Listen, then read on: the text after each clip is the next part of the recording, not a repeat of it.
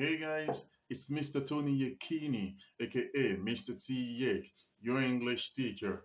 Je sais que certains veulent parler l'anglais comme des Britanniques, d'autres comme des Américains, d'autres encore comme Mr. T Yek. Et oui, je suis une référence. Souvent des élèves me disent Hey Mr. Tony, I appreciate what you do. I want to be like you. Et là je dis Oh my God, I'm a star. J'ai réussi. Je suis devenu une star. C'est pas vrai, petit, tu es bon. Bref, aujourd'hui, je suis là pour vous donner des astuces pour apprendre efficacement l'anglais. Sans plus tarder, on y go.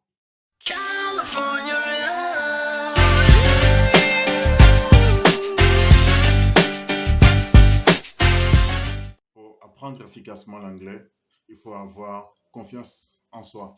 Il ne faut jamais douter. Ayez confiance en vous. Aussi, il ne faut pas avoir honte. Souvent, certains de mes élèves me disent Ah, monsieur, moi j'ai honte de parler. Vous avez honte de parler pourquoi? L'anglais, ce n'est pas le français. L'anglais, c'est une langue étrangère. OK? Donc, il ne faut pas avoir honte. Aussi, il ne faut pas avoir peur de faire des erreurs. L'erreur, ça fait partie du processus d'apprentissage.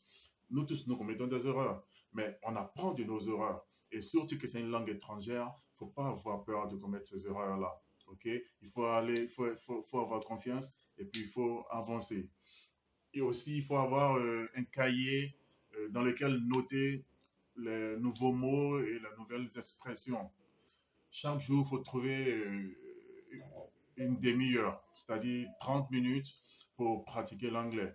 OK? Ça va vous aider énormément. Et si vous avez les moyens, vous pouvez effectuer ce qu'on appelle un voyage linguistique dans un pays anglophone pour apprendre l'anglais. C'est ce qu'on appelle l'immersion totale. C'est-à-dire que vous êtes dans un environnement où tout est anglais et où tout le monde parle anglais. Ça va accélérer votre apprentissage. Aussi, il faut échanger avec quelqu'un qui parle anglais. Voilà, ça va vous aider parce que vous apprenez de nouveaux mots, de nouvelles expressions, de nouvelles règles grammaticales, tout et tout. Mais si vous ne parlez pas, c'est passif en fait. Donc, il faut être actif, ok? Il faut parler, ok? Trouver quelqu'un avec qui échanger. S'il n'y a personne, ben, je peux être votre personne par défaut. Voilà, pourquoi pas, ok? Aussi, il faut adopter ce qu'on appelle le monologue. Voilà, c'est-à-dire parler seul. Moi, il m'arrive de parler seul. Je suis à la maison, je parle seul. Pour checker les nouveaux mots que j'ai appris et pour voir si je m'en souviens. Et voilà. Donc, faut parler seul souvent. Ici, il ne s'agit pas d'aller se mettre dans la rue et puis parler seul. On va vous prendre pour un fou. Donc, faites très attention, OK? Aussi, il faut télécharger des applications d'apprentissage de l'anglais. Voilà, ça c'est très important. Vous allez sur Play Store, pour ceux qui ont Apple, voilà, vous allez sur le Store et vous téléchargez des applications dédiées aux conversations de tous les jours, la grammaire, aussi la prononciation. Voilà, donc vous avez des applications pour tout ça. Moi-même, j'en ai plein, plein, plein, plein dans mon téléphone. Et je les utilise. Ça sert, ça aide énormément. Okay? Si vous doutez de la prononciation d'un mot, par exemple, l'application de prononciation, vous l'ouvrez et vous checkez le mot. Il y a aussi les émissions. Il faut regarder les émissions, les films et les documentaires sur YouTube, right? YouTube, c'est vraiment génial. Ça, sincèrement, faut le reconnaître. C'est vraiment génial. Vous avez tout là-bas, ok? Donc, vous pouvez aller là-bas pour regarder des films, des émissions et des documentaires en anglais.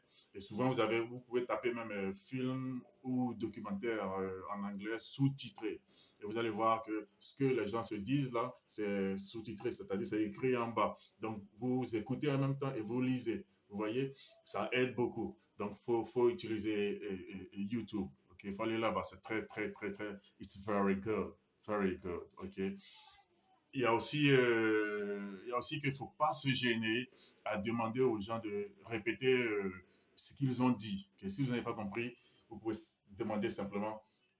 Au début, il faut beaucoup insister sur l'écoute, ce qu'on appelle le listening. Il faut beaucoup écouter et il faut imiter ce que vous entendez parce que l'imitation, ça permet d'améliorer votre prononciation. Quand je regarde un film, si j'entends chocolate, chocolat, donc moi, je vais répéter après chocolate, chocolate. Ça fait bizarre, non? Ça fait rire par moment. Chocolate. Souvent, quand je dis chocolate en cinquième ou quatrième, ben ça arrive. Et même en terminale, une fois, je dis I like chocolate. Hmm, moi, on l'a dit quand même. Ouais. Donc, voilà, c'est ça en fait. Donc, faut pas négliger cet aspect. C'est très important au début. Le listening, c'est très, très important. Et quand vous avez fini avec ça aussi, faut parler. Faut parler.